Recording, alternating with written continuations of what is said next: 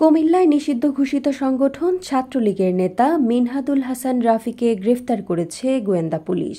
গোপন তথ্যের ভিত্তিতে গতকাল বৃহস্পতিবার দিবাগত ভোর রাতে ফেনীর মহিপাল এলাকা থেকে তাকে গ্রেফতার করা হয়।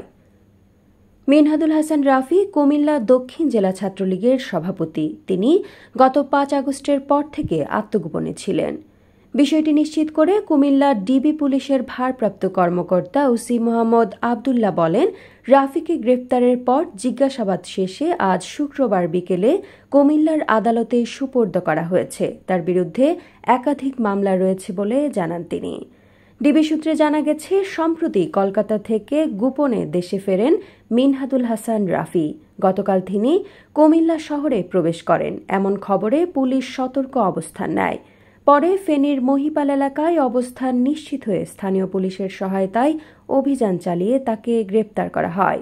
গ্রেপ্তারের পর রাফিকে জিজ্ঞাসাবাদে আন্দোলনের তহবিল, গোপন বৈঠক ও সীমান্ত পথে যাতায়াত সংক্রান্ত বিষয়ে কিছু গুরুত্বপূর্ণ তথ্য পেয়েছে আইনশৃঙ্খলা বাহিনী। এসব তথ্য যাচাই বাছাই শেষে প্রয়োজনে তাকে রিমান্ডে নেওয়ার আবেদন করা হতে পারে বলেও সংশ্লিষ্টরা জানিয়েছেন।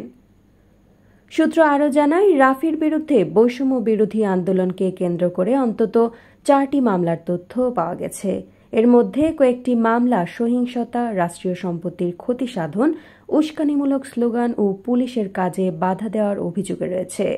উল্লেখ্য, বর্তমান অন্তর্বর্তী সরকার বাংলাদেশ ছাত্রলীগকে নিষিদ্ধ ঘোষণা করে। এরপর কুমিল্লা সহ বিভিন্ন জেলায় ছাত্রলীগের নেতাকর্মীদের বিরুদ্ধে সহিংসতা, গোপন বৈঠক ও অস্থিরতা সৃষ্টির অভিযোগ ওঠে। অভিযোগ রয়েছে, সংগঠন নিষিদ্ধ ঘোষণার পরও রাফি কুমিল্লার বিভিন্ন এলাকায় রাতে ছোট ছোট মিছিলে নেতৃত্ব দেন এবং ঢাকা-চট্টগ্রাম মহাসড়কে যান চলাচলের বিঘ্ন সৃষ্টির মাধ্যমে মানুষের মধ্যে আতঙ্ক সৃষ্টি করেন।